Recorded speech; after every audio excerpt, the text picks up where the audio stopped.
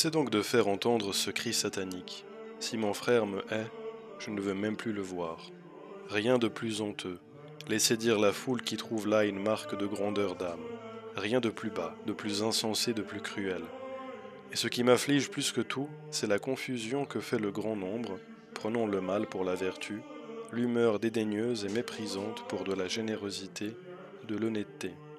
Voilà par où le démon nous prend, surtout dans ses filets, nous faisons une bonne renommée à la perversité, ce qui la rend si difficile à détruire.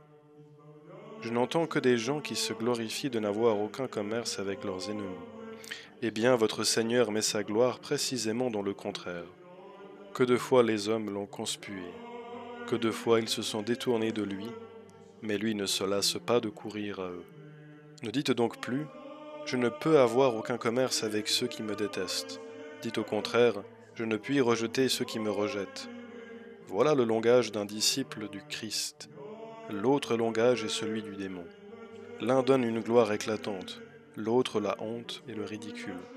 Voilà pourquoi nous admirons Moïse, quand le Seigneur lui dit « Laissez-moi faire dans ma colère, je les exterminerai ». Moïse ne put se résoudre à détester ceux qui s'étaient si souvent détournés de lui, et il répondit à Dieu « Je vous conjure de leur pardonner leurs péchés. Si vous ne le faites pas, effacez-moi de votre livre que vous avez écrit. » C'est que Moïse était l'ami et l'imitateur de Dieu. Ne nous glorifions donc pas de ce dont nous avons lieu de rougir. Ne répétons pas avec complaisance ces banalités grossières. Je sais rendre haine pour haine. Si nous entendons ce langage, tournons en ridicule celui qui le tient, et fermons-lui la bouche parce qu'il se glorifie de ce qui doit exciter la honte. Que dites-vous? Répondez-moi. Vous détestez un fidèle que le Christ n'a pas détesté quand il était encore infidèle? Et que dis-je, que le Christ n'a pas détesté? Le Christ l'a aimé, cet homme, cet ennemi, ce misérable. Il l'a aimé jusqu'à mourir pour lui.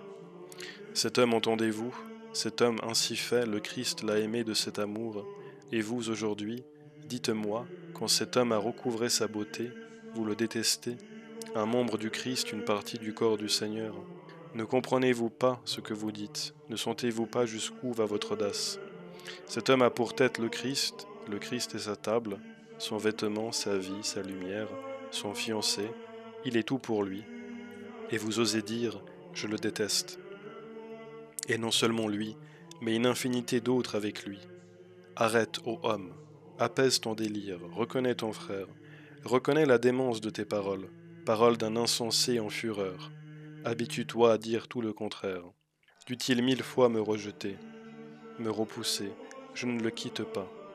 C'est ainsi que vous saurez conquérir votre frère, que vous vivrez pour la gloire de Dieu, que vous aurez votre part de bien, de la vie à venir. Et puissiez-vous tous les obtenir, par la grâce et par la bonté de notre Seigneur Jésus-Christ, à qui soit la gloire, l'honneur et l'empire, comme au Père et au Saint-Esprit, maintenant et toujours et dans les siècles des siècles. Amen.